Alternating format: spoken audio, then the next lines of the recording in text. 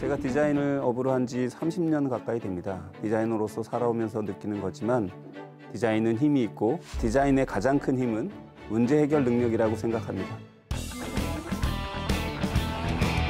사회 문제를 어떻게 보느냐에 따라 굉장히 다양한 사회 문제가 있을 수 있는데 예를 들면 이런 겁니다. 고속도로나 도로를 달리다 보면 컬러로 되어 있는 유도선을 보실 겁니다. 이런 도로 위에 칠해져 있는 컬러 유도선은 분기점이나 나들목 같은 갈림길에서 운전자에게 진출 경로를 미리 인지시켜주고 대비하도록 도와주는 역할을 합니다. 2017년 고속도로 분기점과 나들목 76곳에 설치 전후 사고 분석을 한 결과 교통사고가 약 31%나 감소하는 것으로 밝혀졌습니다. 에너지 절약을 유도하는 고지서도 있습니다. 2011년도 만들어져 시범 적용된 에너지 절약 고지서가 바로 그것인데요.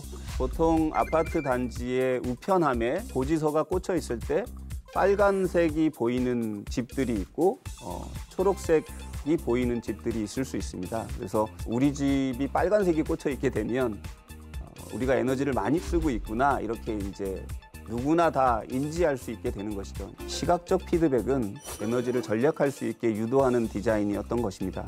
600가구를 대상으로 3개월간 시범 적용했더니 10% 전기가 절약되는 효과를 볼 수 있었습니다. 흔히 넛지의 좋은 사례로 넛지라는 것은 옆구리를 쿡 찌르다라는 표현이기도 한데요. 자연스럽게 행동을 유도한다라는 측면이 굉장히 있습니다. 이렇게 교통법규, 에너지 절약 등 사회 구성원 모두가 바람직한 방향으로 개선되어야 한다고 생각하는 사회 현상을 디자인을 이용해 개선하는 일련의 행위와 그 결과물을 사회 문제 해결 디자인이라고 정의할 수 있습니다. 물론 사회 문제라는 것을 꼭 디자인으로만 해결하는 것은 아닙니다. 여러 가지 방법 중에 수요자 중심의 창의적인 디자인 방법과 프로세스를 활용해서 우리가 겪고 있는 사회 문제를 해결하는 디자인의 한 분야라고 보시면 좋을 것 같습니다. 우리에게는 도시재생 사례로 손꼽히는 뉴욕 첼시 지구에 위치한 하일라인 파크가 그 과정을 보면 문제 해결 디자인 과정이 잘 보여주고 있습니다.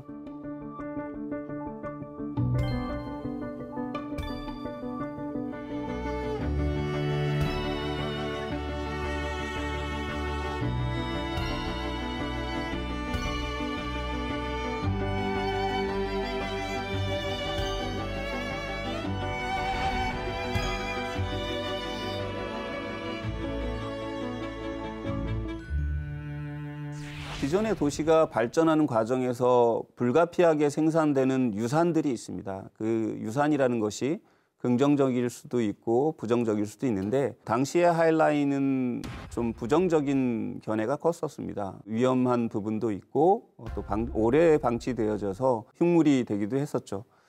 그런데 이런 것들을 시민 주도형으로 아주 창의적인 장소가 되었고 지금은 뉴욕에서 가장 획기적이고 매혹적인 장소로 주민들과 여행객들의 명소가 되었습니다. 디자인이라는 것이 문제 해결만을 하는 것이 아니라 문제 해결을 넘어 새로운 가치를 창출하는 역할을 합니다. 창의적인 디자인은 아주 큰 힘을 발휘할 수 있게 되는 것이죠. 사회 문제 해결 디자인은 과정이 매우 중요하며 과정 자체가 결과에 포함됩니다. 이런 과정을 거쳐야 좋은 결과물을 얻을 수 있는 디자인 방법이 됩니다. 서비스 디자인 방법을 잘 활용한 세계적인 혁신 기업으로 미국의 아이데오가 있습니다. 미국의 아이데오는 혁신적인 디자인 회사로 굉장히 유명한 회사죠. 2000년대 이후 디자인 기업이라기보다는 다양한 분야의 전문가들이 모여져서 코어웍을 하고 있는 혁신 기업이라고 스스로 이야기를 하고 있고요.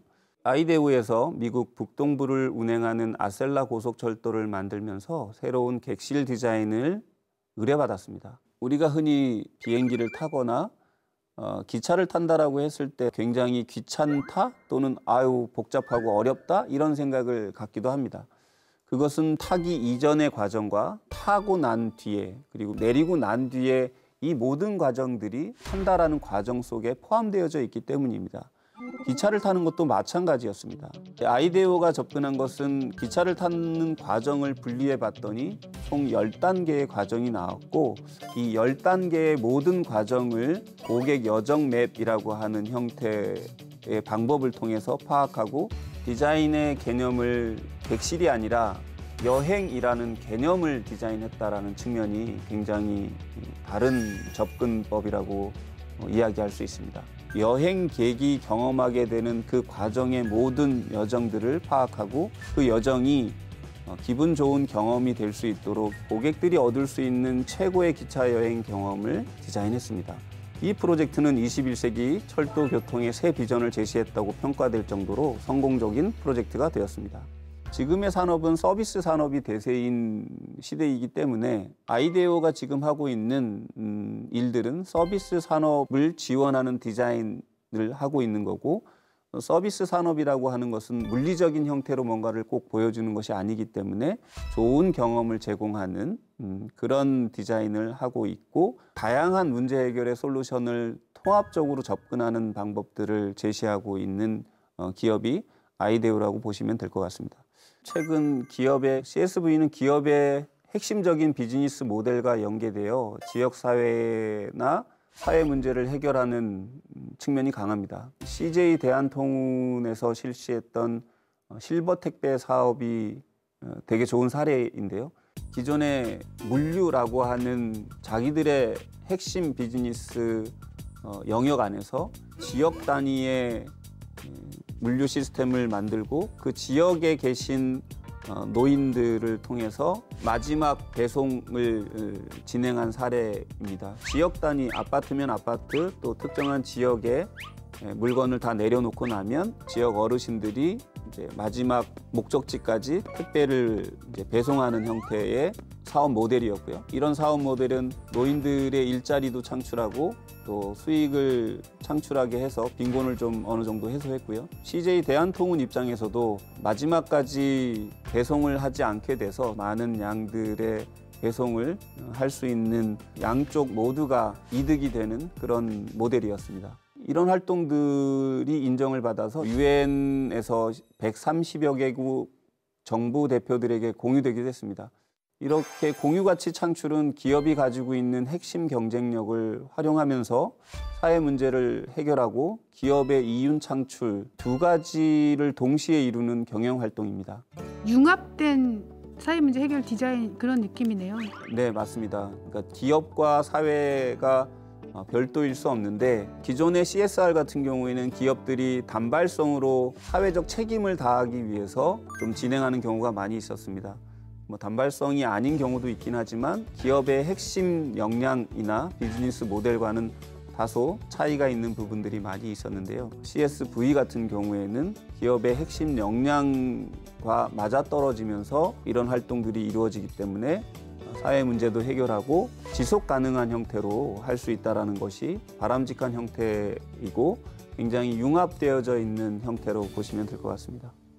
수원시의 경우 2020년부터 순차적으로 청소행정 전반에 대한 인식 개선과 문제 해결을 위한 접근에 디자인을 활용하고 있습니다. 그중 하나가 바로 쓰레기 종량제 봉투 디자인을 개선하거나 또 주택가 골목에도 분리배출을 위한 자원순환역을 설치하고, 무엇보다 쓰레기와 재활용품을 항상 버린다라는 개념으로 접근해온 것을 버리는 것과 배출하는 것으로 구분하여 인식과 행동이 변화되도록 디자인하였습니다. 또한 음식물 배출 공간 옆에 수세전을 두어 손을 씻을 수 있도록 디자인되었습니다. 위생 측면에서도 도움이 되도록 한 것입니다.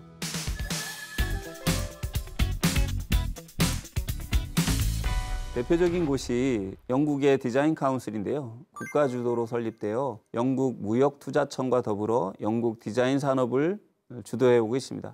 1979년 총리로 임명된 대처는 IMF 금융위기에 빠진 영국을 구출하고자 영국병을 치유하는 과정에서 디자인을 혁신의 수단으로 활용하는 디자이노믹스를 추진했습니다.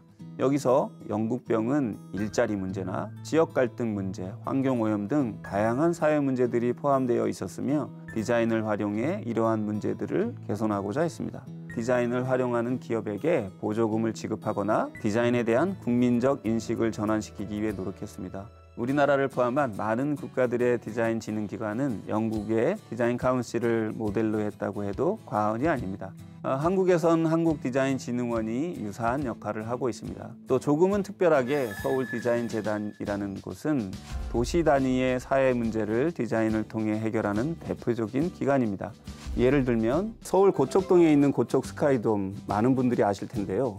다양한 사람들이 이용해야 되는 시설이기 때문에 유니버셜 디자인 기반으로 안전 안심 디자인이 이루어진 사례라고 보시면 될 것 같습니다.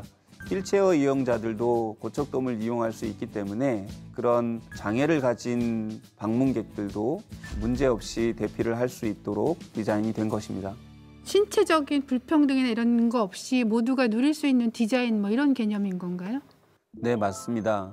기업들 역시 유니버셜 디자인은 이미 오래전부터 사용되고 있는 개념이고요. 연령이나 또 성별, 장애의 유무에 관계없이 모든 사람들이 동일하게 누릴 수 있는 시설이나 또 장소, 제품 등 다양한 디자인 결과물을 만들어내는 것을 유니버셜 디자인이라고 보시면 될 것 같습니다. 제품 디자인이거나 공공시설물 또는 공공건축물 또 사설 건축물에서도 유니버셜 디자인은 기본적으로 지켜야 되는 내용으로 되어져 있습니다. 우리 사회가 겪고 있는 문제들을 새롭게 정의하고 아이디어를 만들어내고 체감할 수 있도록 세련되게 해결안을 전달하는 것이 디자인이 잘할 수 있는 역할입니다. 모두가 디자이너가 아니어도 창의적인 문제 해결 디자인을 잘 활용한다면 우리 사회가 겪고 있는 문제들을 더 나은 단계로 해결해 나갈 수 있게 될 것입니다. 오늘의 한 줄 리뷰는 디자인은 창의적으로 사회 문제를 해결한다.